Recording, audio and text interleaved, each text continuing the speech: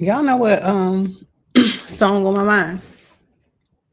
Affirmations of a real bitch. You on your shit, you on your shit. You the one, ain't nobody fucking with. All right, we on the live. So the purpose of today's conversation, we are believers, hope not shame about layoffs. So many affected currently by what's going on with the Trump administration. This guy.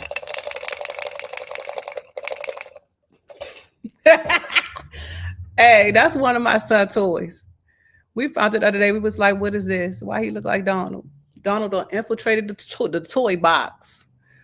But really, because I have worked in a space where prior to being unemployed, my job was to sit down with different suppliers and bring them in for government contracting.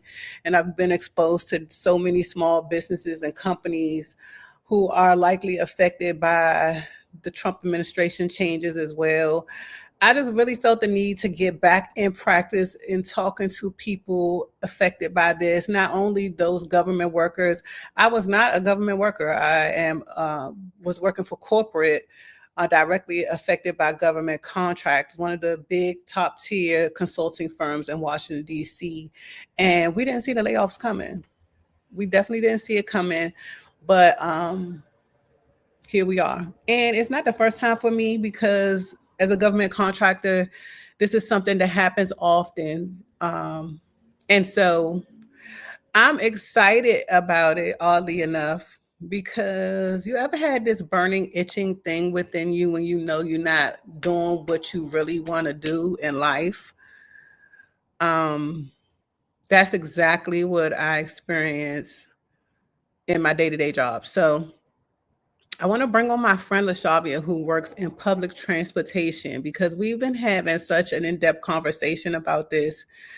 And I know she has a ton to add about even when you are employed, and it's really about compensation, but a lot of times we're just not getting our worth. So I'm going to add LaShavia to this conversation.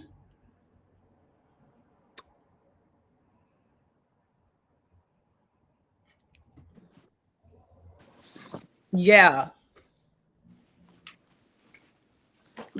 we on. Hello. Um, This about just really being a believer. I Um, believe that everything is going to work out. I just think that the world is shifting. Definitely.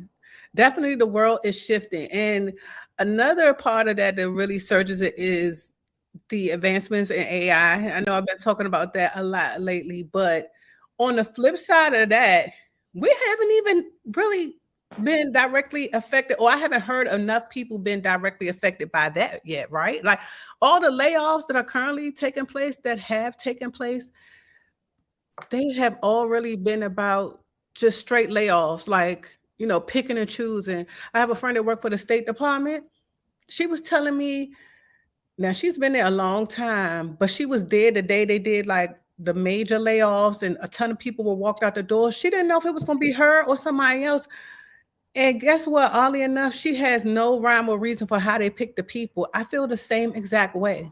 I think that I think that from my understanding from people I have spoke with that work like at the State Department, that work at the Pentagon, Hmm. they're not even giving them a heads up. They just come to No, work one day and their badge don't work.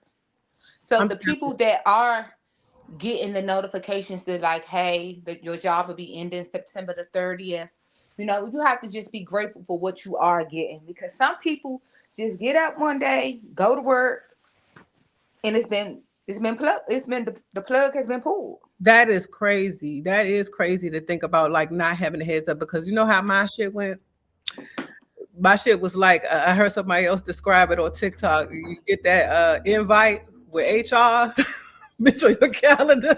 You wake up, you like, why I got me with HR? What happened? Hmm. Baby, you getting up out of here. And the conversation is cold. And it, it's and you saying that it's cold, but it's just so hard for the person that's even and leading the conversation to even have with people, because it's probably new to them too. It's like it's unbelievable for everybody. it was because I remember my boss had like just a straight face. It was like something like this, like a side by side conversation with three individuals, me, HR, and my boss, but not my like direct supervisor, like my upward boss. And so she's sitting there, she really not saying nothing. HR is handling all the mechanics. And because I've been there before, I just had a very straight face. I mean, I didn't have any interruptions. And when it was over, they was just like, "Do you have any questions?" I was like, "No." And I made it as easy for her as I could, but also for me because what do you say to that? What how should you respond? I mean, nothing you're gonna say is gonna save your job. And you know what's crazy? Remember, I told you they brought people on our team before they let us go. Like, Because they saved their jobs. They probably moved them from somewhere else no, and one person was like brand new to the team, but a lower tier role. Like, so as an associate, this person though came in as like a consultant, which is or senior consultant maybe, and which is just a lower tier, lower salary, and they were gearing me up to teach him the work I was doing. And actually, I I'm don't understand that, because how is it that you hired him to come learn my job and you're paying him less money? mhm, The only part I understand is what he getting paid less money. You hired him to come in to do my job, but to let me go. yeah, that's how that shit went. And it really didn't even dawn on me till it was over. That It ain't right. really did not dawn on me till it was over. But I'm sure it's happening everywhere, and so I really wish we could like create a space where people who've been affected by this can vent. Because sometimes you just need to let the shit off your chest. I And, think a good idea would be if, like, you know how they have like coffee meets for new moms and stuff like mhm. that? Somebody should open up like an Instagram page or a meetup, because we gotta support each other through this emotionally, and sit down and jot with ideas, and just people just need right now people People need to talk each to that's going through the other. same thing. This is something that's going on worldwide. It's not just happening here, it's happening all Right, not over. just happening. And when she say here, she mean DC because that's where I'm from. That's where my job headquarters from. And it's government. When you hear government, you think in just the Washington DC area. No, these people all over the place. And again, mine was corporate. We received a full list of everybody that was laid off in like our packet, in our exit packet. And those people, I mean, they gave you the demographics, but not the name. But baby, it was people who have been with the company for years. That company now has to be rolling the dough back up in the CEO's pockets because obviously there was some type of hit happening that was saying alert, alert from the high end. Like we gotta let some of these people go. We can't keep all these people. I ain't got enough money in my pocket. But see, the thing is, the government contracts, they're losing government contracts. Yeah, that's And exactly if they don't have all those government contracts, they don't have the funding to support the big staff anymore. it's I don't think it's nothing personal. I don't think it's no. a I don't think it's nothing personal. I think it's a matter of these companies, these contracting companies that had contracts with the government. They're just not being their contracts are ending. They don't have the funds to hold on to the people.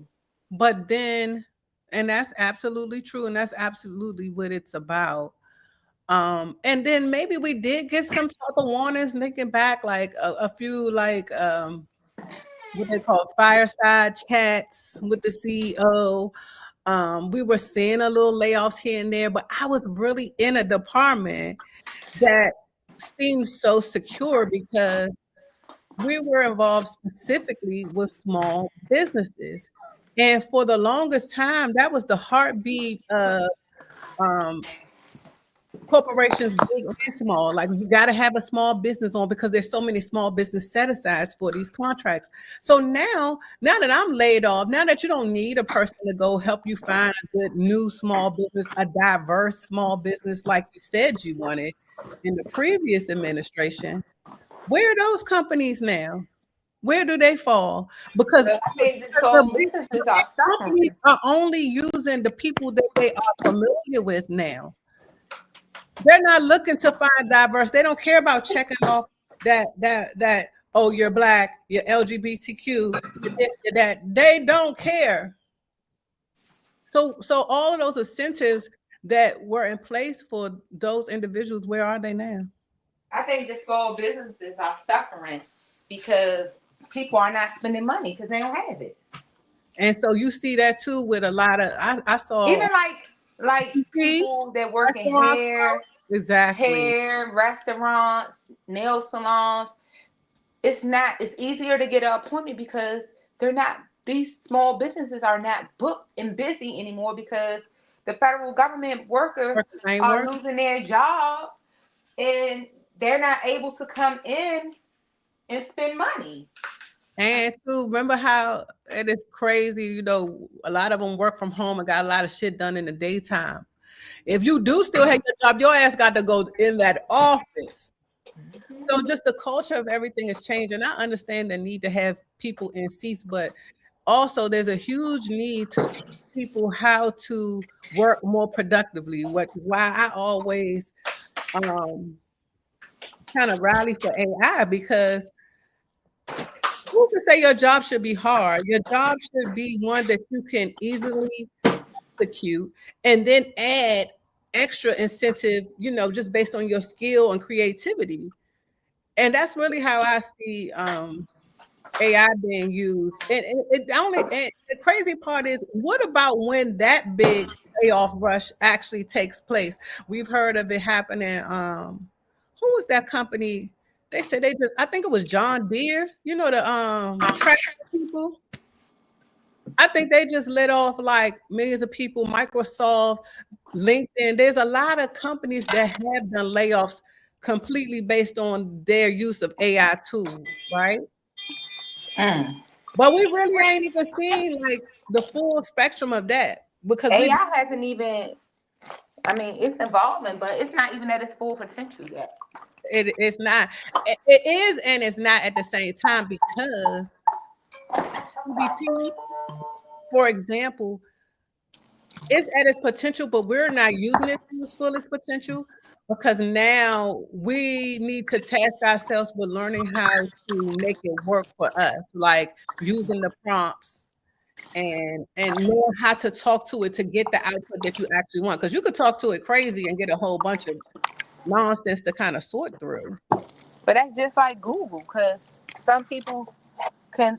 I could put something in Google, and you could put the same thing in Google and reword it a different way, and you will get a totally different information that I get.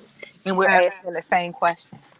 But so there's a lot of CEO techs that are talking about, they call it hallucinating. Like they say that the system hallucinated. Like if you ask ChatGPT to frame you an email, right? And then you just tell it to change the wording in the first line of the email, but then you notice like the rest of the email also changed as well. They call that hallucinating, like the system hallucinated. But the workaround from that is pretty simple if we all had the time to sit down and learn it. And that's why I really think I want to start teaching AI. I know we're getting off topic, but it kind of is because we all need to start thinking more innovatively, like what's coming down the pike. Hmm. The world, Even like I said before, the world is shifting, and yeah, it's just like when computers first came out. exactly. How Remember people, them big computers we used to have in the house that ain't do nothing? You had to get the CD-ROM from the grocery store. And then you put it in your big ass computer when you get home, and what it do? Might make you a spreadsheet. it's just Like, like computers. Everybody has to learn that, but you got so many people that's already so advanced with AI, And it's just a matter of No, keeping that's that. a fraud. I mean, yes and no, because the thing about it, like the AI tools that are out there, if you're not using it for video editing, say you're just using shit, let's start with Chat GPT. Like it can be your best business coach. It has potential writing. The main thing I hear from people who are deep into AI is like it will eliminate the doing, but the directing still requires a human touch. The creativity part, still requires a human touch. You might get an output from it, like tell it to write you a book, but it doesn't have your own voice. You could teach it your brand voice, teach it how you talk, but like say how we're talking now, I've done some work on my page where by now it kind of knows how I want to talk to my people. And maybe I don't even know. It might have a picture. It might assume. It might know that I'm black. So every now and then, when I tell ChatGPT to help me create a document or something for my YouTube channel in my brand voice, it always starts off, "Hey yo," Mm. or like, you know what I'm saying? It's adding like all this extra hip hop flavor because that's kind of, I guess, the basis for some of the things that I do and say. But that's nothing I would never say. You see what I'm saying? So it still requires me to go in and take that shit out Yeah. and like add whatever piece of flavor that's really more so me. So I love the idea of AI. I love the way it works. It's like I said in our previous conversation, like it's like coding. However, you don't have to know system codes and computer language. You're talking in regular English. But there's not enough of us that know about it, and then not enough of us that are in the creative space of it to ensure that we're protected. Remember all those AI videos that came out like a month ago with the black women running into the Popeyes and shit? And Mm-hmm. Alton was in bonnets and shit, Mm-hmm. and the gorillas running around talking like black girls talking about their baby daddy. Tell me that wasn't some racist shit. Yeah. But that's because AI didn't learn that. That's what they It was put in programmed AI. exactly. That They was part of program. programming AI to think this what black people do. So we need more people like us that's programming. And that's why I love that last video I made with that conversation. The lady, her name is Isosa Sosa, right? Um, she her company is called Onyx Impact. But if you go to I think it's digitalgreenbook.com, she's teaching specifically black people how to use AI, how to one um like identify right away that something is fake. Cause Mm. that's remember we was talking about that the kids was going off on us about this shit, remember? Yeah, because a lot of people, like even adults, people send me stuff. I be Mhm. like, that's AI. That's not real. Yes, but they don't know. And see how they're sharing misinformation. I don't know if that's I can't say that's specific to the black community because I know that that's probably worldwide and across the board.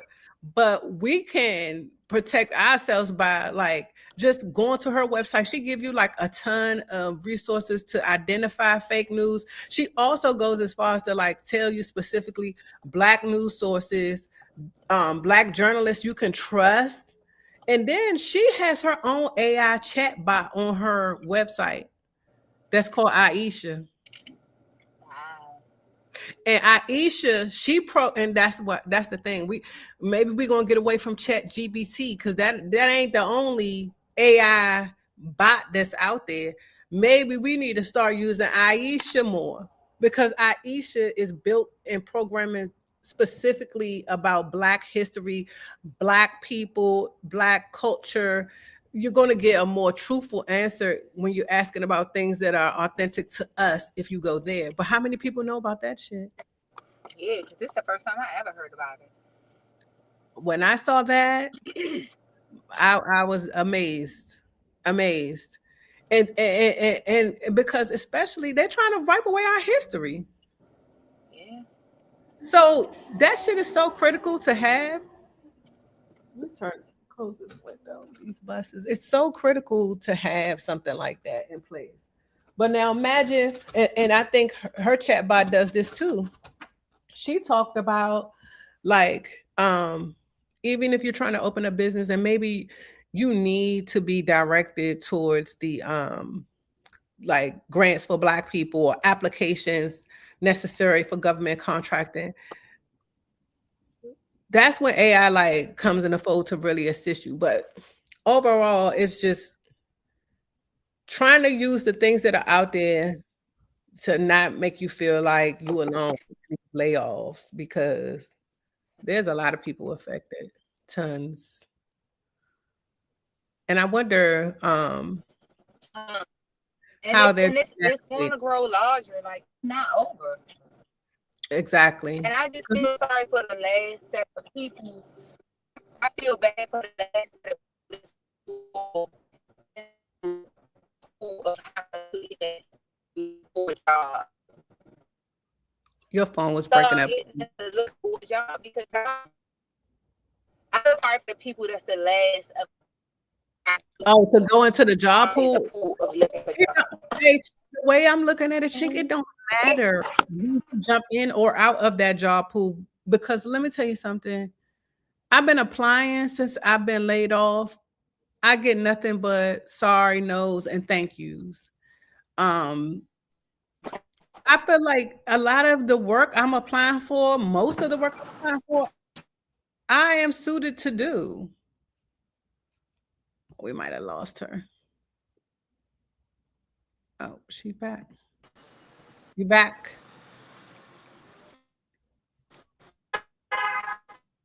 She ain't. She probably she going to the gym and she got a job. Listen, but going to that gym is so critical. Now that I've been unemployed for a little while, and in the midst of all of this, I had a ton of other life stuff going on, getting ready to move. Now I'm in my new space. We got kids going off to school. Then we got kids going to preschool. And now, like literally now today, this week is the first week where I can sit down and kind of strategize and think about how do I want to set up my day to day while I'm on this journey. And I wouldn't even say of an employment journey of gaining wealth because we got to really start speaking and things into existence as well. Stop calling everything we do this little project. I made this little song. I got this little YouTube channel. No, it's big. It's big. And um, I just love the fact that YouTube allows you to get on here and get a ton of advice from people who have done it before and there's a lot of pleasure you can find in knowing that you're not the first one to ever try to do a lot of these things. And a lot of times there's resources out there, videos that kind of can explain it and run you through from top to bottom how to complete something. And so for me, in this current state of trying to find employment, it's really important that I structure my days. If it's going to start at 5 in the morning, go to the gym, get back inside my place before my husband goes to work so I could get the baby up and ready for daycare and get him off to where he's going for school and then come back. I've already done my workout. Now it's time to getting on the computer. I'm creating content. I'm looking at the next video topic. I'm also applying for jobs in between, but then it's and creating music, listening to music, assistant artists with things if I can, just being a part of something.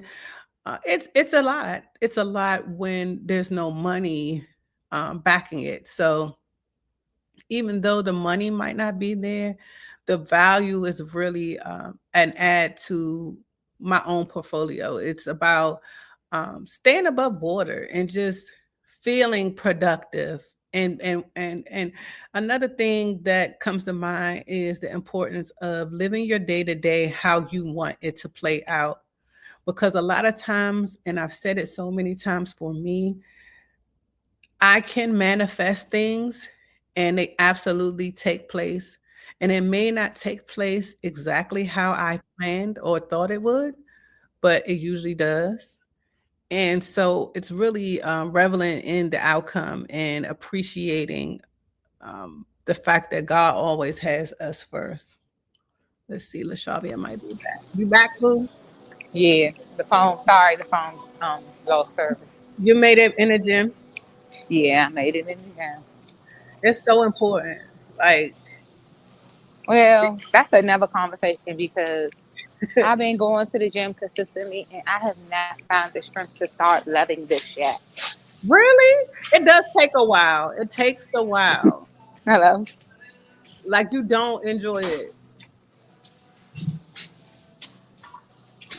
You say you don't enjoy it at all? Lord. Even when it's over. LaShawn, Hello. can you hear me? You can't hear me.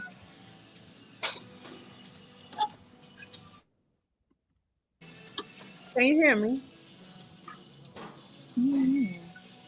Oh, I might have lost her. I don't know. Lord, call back in. But yeah, like she's saying, I mean, and she's absolutely right. It takes a long time before you love it. And a lot of days I don't want to go in there. But I know if I get gym out the way, it's more so about feeling better. My body feels better. Hold on. Hello? No, it's not coming back.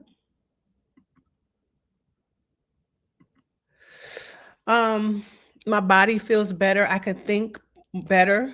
Um, and I feel more accomplished because the thing about depression and the thing about being unemployed and waiting for your turn to get back in the job market is it can really be draining. It can really be draining, and you can get lost in it, and that's not an option. Like for me, I have to keep moving and keep going, and a lot of that is about my physical well-being, and like feeling good about myself. Because once I start feeling bad about myself, oh, this, that. Right now, what's bothering me? A nail missing. But am I gonna feel bad about myself? No. Am I gonna run and get it fixed? No, because I have 20 other things I had to get done first. And so I just want everyone to know that's going through these changes that you're not alone. I'm going to keep opening up this platform to have the conversation over and over and over again in hopes that someone will want to join and, tell their story.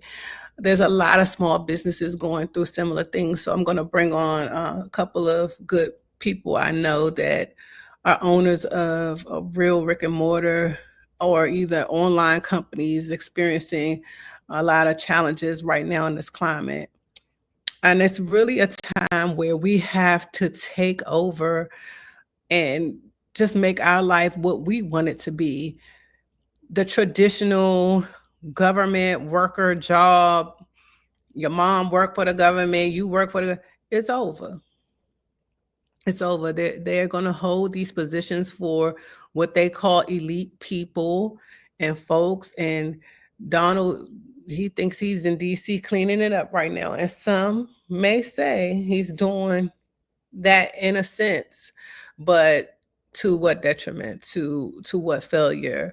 And where those resources could be used somewhere else is quite interesting that he would want to put it there in itself. Put the resources on employing people. You said make America great again. You making everybody go back to the dam. I don't even know what ages, but I feel like as people we will, rise to occasion.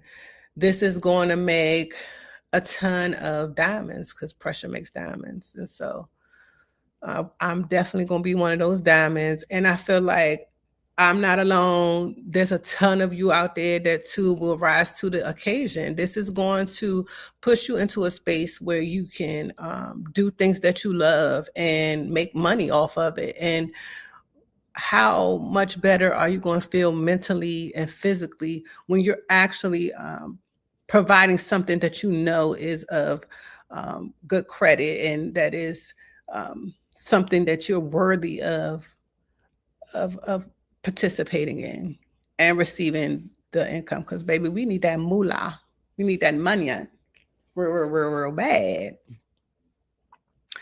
So I'm going to keep the live short today, but again, we'll be back. I'm going to think of a good cadence because, like I said, as a mompreneur, my hand is in so many pots. And I too find it as a challenge, and where I thought it would hinder me from getting ahead, what I hear more and more is that you kind of have to be that way in the today's world. Even if you're going to be a social media influencer, you might be making food one day and then you're showing how you went shopping with your kids, and then you're sitting down have a conversation about the state of your business. People like to see all sides of the spectrum, and guess what, that's all I got to show. Many sides of the spectrum. So I thank y'all for your time, and I look forward to having another conversation.